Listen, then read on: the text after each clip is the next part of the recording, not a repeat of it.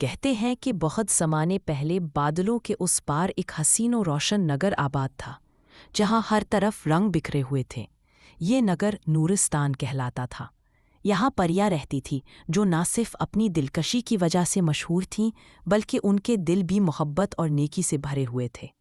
اسی نگر میں ایک نہایت نیک دل پری رہتی تھی جس کا نام ماہین تھا۔ ماہین کے چہرے پر چاندنی سی معصوم روشنی تھی۔ اس کی خاموش مسکراہٹ سب کے دل موہ لیتی تھی، جیسے آسمان پر ایک چمکتا ہوا ستارہ باقی ستاروں سے الگ پہچانا جاتا ہے، ویسے ہی ماہین کی خوبصورتی سب پریوں میں نمایاں تھی۔ ماہین کی ایک بہن بھی تھی، نہایت نیک سیرت پری جس کا نام ہنا تھا۔ دونوں بہنیں اپنی روشنی اور نیکی کی وجہ سے پوری وادی میں مشہور تھیں، مگر ماہین کی معصومیت اور نرم مزاجی سب کو اپنی طرف زیادہ کھینچ لیتی تھی۔ ایک دن یہ خوشخبری آئی کہ ماہین کے لیے ایک نہایت خوبصورت اور دل نواز پری زاد کا پیغام آیا ہے۔ اس پری زاد کا نام جویان تھا۔ جویان کی آنکھوں میں روشنی، لبوں پر نرمی اور وجود میں ایک عجیب سا جادو تھا۔ پورے نگر میں چرچا ہونے لگا کہ جلد ہی ماہین اپنی نئی زندگی کا آغاز کرے گی، اور طرف خوشیاں پھیل گئیں۔ پریاں باغات کو جگمگاتے پھولوں سے سجا رہی تھیں، جھیلوں پر رنگ برنگے کنول بکھرائے جا رہے تھے اور فضاؤں میں موسیقی گونج رہی تھی۔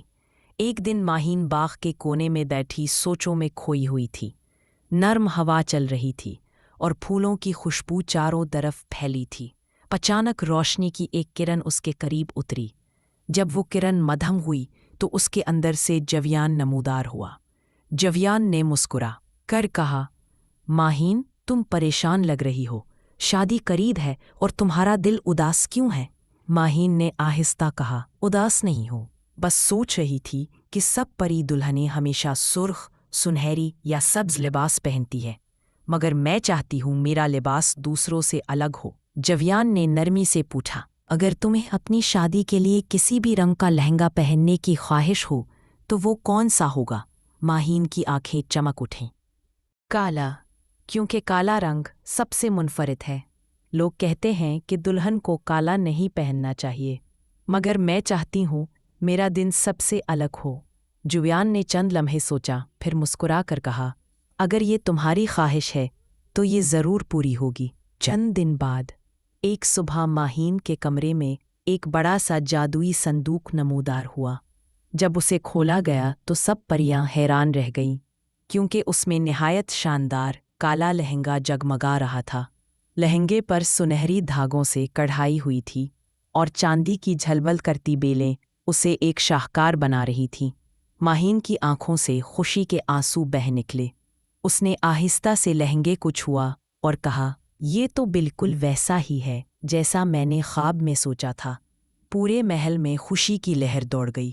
ہر پری اس لمحے کی تعریف کر رہی تھی، مگر قسمت کو کچھ اور ہی منظور تھا۔ شادی سے ایک دن پہلے جب ماہین نے صندوق کھولا تو وہ خالی تھا۔ کالا لہنگا غائب ہو چکا تھا۔ ماہین کے قدم لڑکھڑا گئے۔ اس نے پورا کمرہ الٹ پلٹ کر ڈالا، ہر دراز، ہر کونا دیکھ لیا، مگر کالا لہنگا کہیں نہ ملا۔ اس کی آنکھوں سے آنسو بہنے لگے اور وہ زاروں قطار رونے لگی۔ یہ خبر جنگل کی آگ کی طرح پورے نورستان میں پھیل گئی۔ پریاں ایک دوسرے کو دیکھ کر افسوس کرنے لگی۔ کسی کو کچھ سمجھ نہیں آ رہا تھا۔ اس رات ہنا نے اپنی بہن کو روتے ہوئے دیکھا۔ وہ اس کے قریب آئی اور نرمی سے بولی، ماہین، تم فکر نہ کرو، یہ کوئی حادثہ نہیں، اس کے پیچھے کوئی سازش ہے۔ دراصل کچھ پریاں ماہین کی منفرد خوبصورتی اور اس کے جویان کے ساتھ رشتے سے جلتی تھیں۔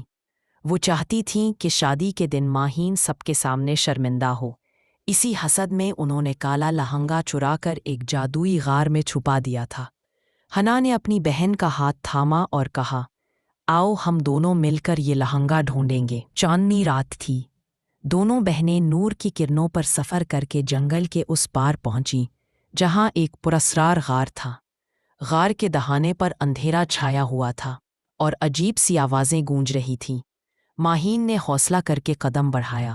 جیسے ہی وہ اندر گئیں، انہوں نے دیکھا کہ کالا لہنگا ایک پتھر پر جگمگا رہا ہے، مگر اس کے ارد گرد سیاہ دھوئیں کے سانپ ناچ رہے تھے۔ ہنا نے اپنی روشنی کی طاقت سے دعائیہ کلمات پڑھے۔ دھوئیں کے سانپ غائب ہو گئے اور لہنگا آزاد ہو گیا۔ دونوں بہنوں نے خوشی سے ایک دوسرے کو گلے لگا لیا۔ شادی کے دن ماہین نے وہی کالا لہنگا زیب تن کیا۔ جب وہ لہنگا پہن کر سب کے سامنے آئی تو پورا نورستان دم بخود رہ گیا۔ کالے لباس پر سنہری اور چاندی کی جھلمل کرتی کڑھائی چاندنی رات کی طرح روشنی بکھیر رہی تھی۔